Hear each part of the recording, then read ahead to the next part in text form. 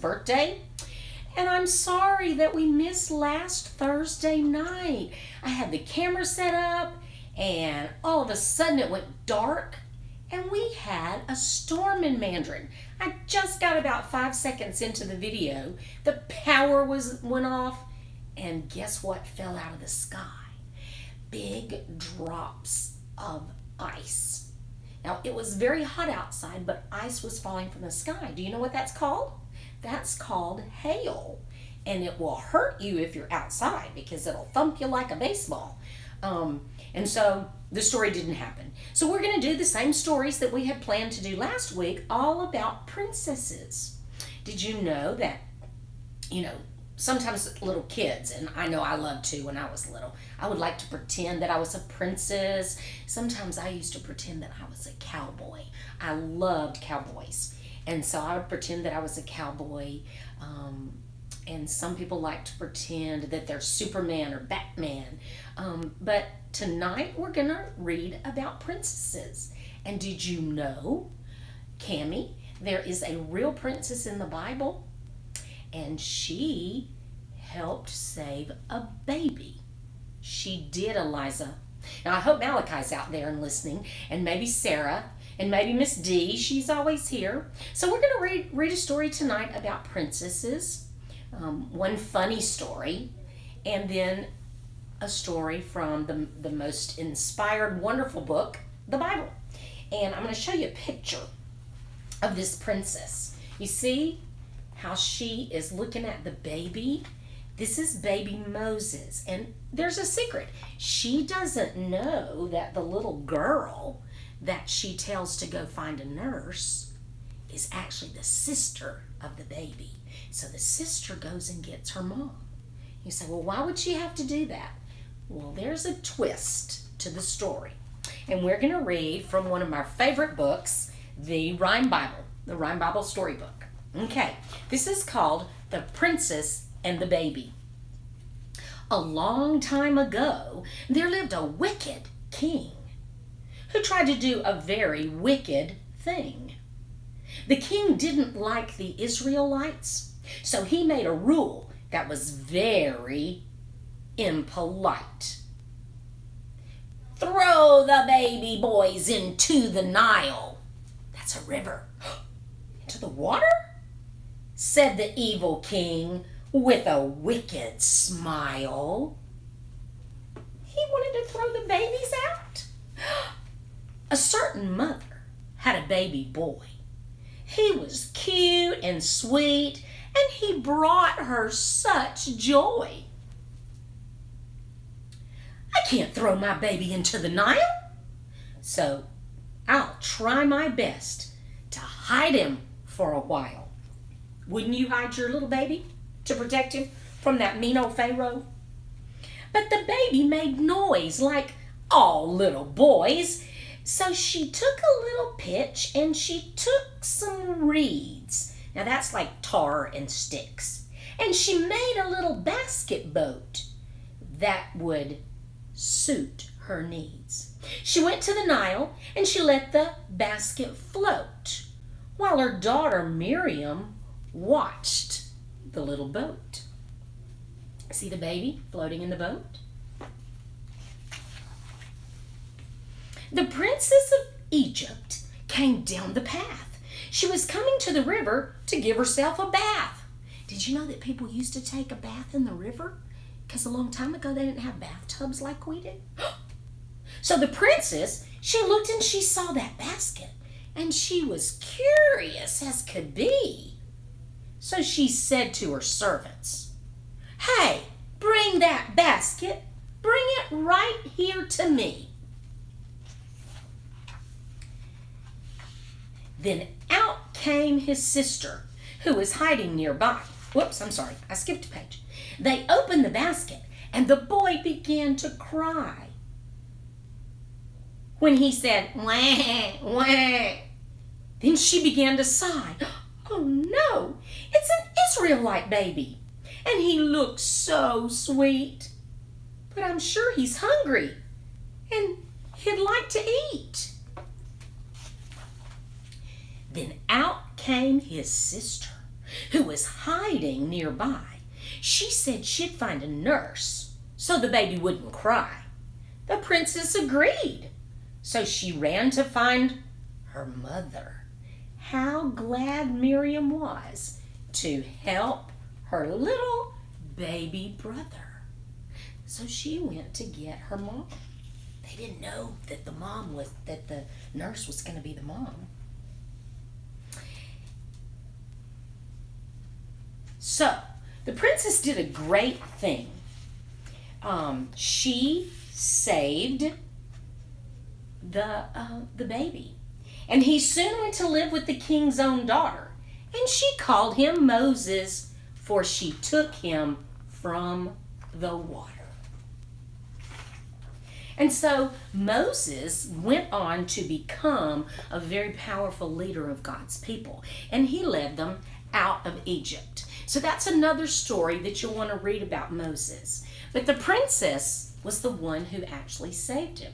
She knew her father was trying to throw out the babies, but she saw that little Israelite Moses and she just couldn't do that. So she saved him. All right, we're going to read about another princess. Now, the princess, the Pharaoh's daughter, she was very brave because actually she did something that her father wouldn't approve of. And the princess we're going to read about here, it's a silly little book called The Princess and the Pit Stop. Like in a racing car driving, they have a pit stop where you go in and get your tires changed and more gas in your car so you can keep racing around that track, going around and around. Well, this little princess is brave too, and she wouldn't quit. She was behind, but she wouldn't give up.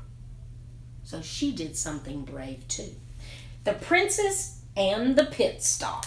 Look at all the cool race cars. I don't know which is my favorite. I like the purple one down here. Okay. This is an Abrams book for young readers. The Princess and the Pit Stop, written by Tom Engelsberger. That's a big full mouth. Illustrated by Dan Santat. Okay. Well, this is a once upon a time story. Once upon a time, there was a princess who made a pit stop. While the birds and beasts changed her tires, her fairy godmother told her that she was in last place, honey child, with just one lap left to go.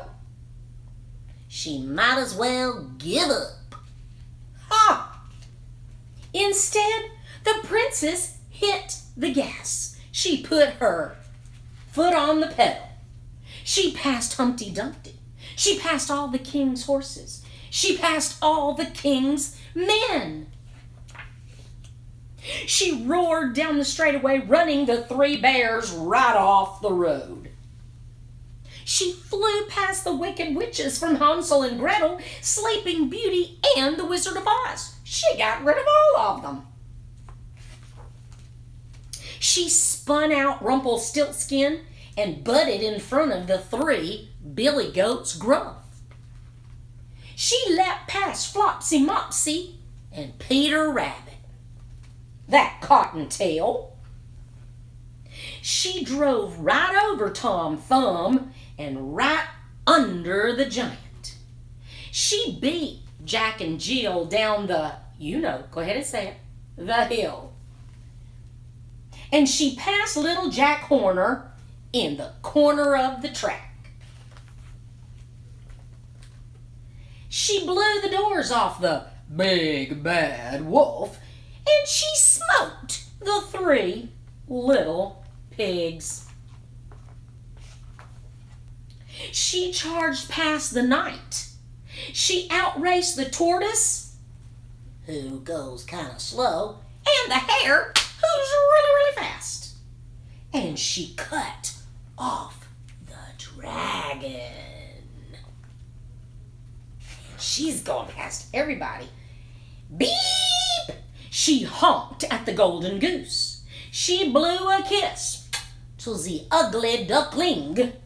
And then she screeched past 24 blackbirds.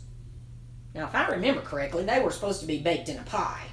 in the nursery rhyme somewhere. She made the 7 dwarfs grumpy. Get it? Grumpy. And she left Snow White in a big old cloud of dust. They all tried to beat her, but the cobbler got clobbered. And Little Boy Blue, well, he blew it. And the gingerbread man had to admit, she can catch me.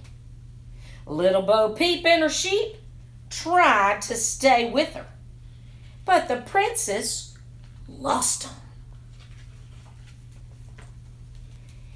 There were just 2 more cars to beat. The ugly stepsisters from Cinderella. The stepsisters swerved. The stepsisters curved. They bumped. They blocked. But, what do you think? When they got scared and hit the brakes, the princess just stepped on the gas. She crossed the finish line and won the race. She didn't give up, did she? She spun donuts on the track in celebration. She grabbed her trophy. She posed for pictures. La-ti-da. And she even made a commercial. And she invited everybody to a big ball at the castle later that evening. And so the princess lived happily ever after. What? Come on, Prince. We've got a dance contest to win, said the princess. She never gives up. She won the contest of the race. Now she wants to win the contest of the dance floor. The end. Okay, tonight we've read about a silly princess who likes to go in race cars and beat all the nursery rhyme characters. But we also read about a very brave princess who saved a baby from being thrown in the River Nile. You may have seen the story, I believe it's called The Prince of Egypt. It's a Disney movie. And the Disney movie, The Prince of Egypt, kind of tells the story of what happened. So if you guys